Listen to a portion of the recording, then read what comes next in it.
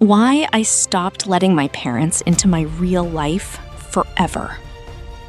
When I was 16, my bedroom wasn't just a room, it was my entire world. My parents were good people, I guess, but they had this way of making the air in the house feel heavy, like I was constantly being graded on how well I was smiling. To cope with the pressure, I started a digital art project.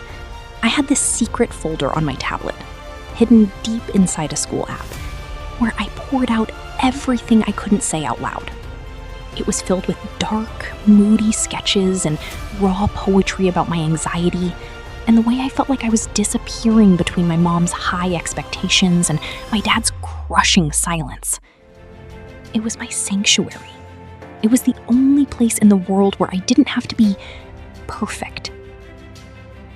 One rainy Tuesday afternoon, I came home from track practice, and I knew something was wrong the second I stepped through the mudroom. The house was silent. Too silent. I walked into the kitchen, and there was my mother, sitting at the island. My tablet was lying face up on the granite counter, and scattered all around it were printed copies of my art. My most private, most painful, most secret thoughts were laid out like evidence in a courtroom. My heart didn't just drop. It felt like it disintegrated in my chest. She didn't look angry. She looked pitying. And that was somehow so much worse. She looked at me and said, "Maya, I was just trying to update your software and I saw these. We've already called the school counselor and I sent some of these poems to your Aunt Sarah, since she's a therapist." I couldn't even breathe.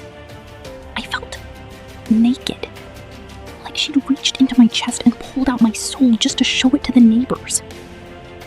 "Mom," I whispered, my voice shaking. "Why would you share them? That was for me. Just for me." She sighed, that long, "I know better than you" sigh, and said, "We're just worried, honey. We need to get you help. We can't have you thinking these disturbing things." But here's the thing she didn't understand. By getting me help, the way she did, she destroyed the only thing that was actually helping me. The next day at school, the counselor called me in. She had my poems on her desk. She was kind, sure, but all I could see was my mother's betrayal staring back at me in Times New Roman. My friends started treating me like I was broken glass. They'd seen the concern on my mom's Facebook posts, because of course she had to post about the struggles of parenting a troubled teen to get her likes and her validation. My secret garden had been bulldozed, and in its place, they built a high-security prison. That was 2 years ago. I'm 18 now, and I'm packing for college. My mom thinks we're closer than ever because I never argue with her anymore. I tell her about my grades, I tell her what I had for lunch, and I even show her the nice drawings I do in my sketchbook. She thinks she saved me.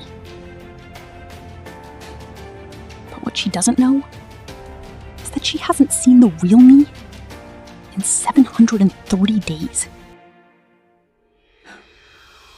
I learned that if I want to keep a piece of myself, I have to keep it entirely in the dark. I don't keep a folder anymore. I don't write things down. I keep everything inside, behind a wall she will never, ever climb. She saved my safety, but she lost my heart. And I think that's the trait a lot of parents make without even realizing it. They'd rather have a child who is safe and silent than a child who is real and vulnerable. She has exactly what she wanted. A perfect daughter who is a total stranger.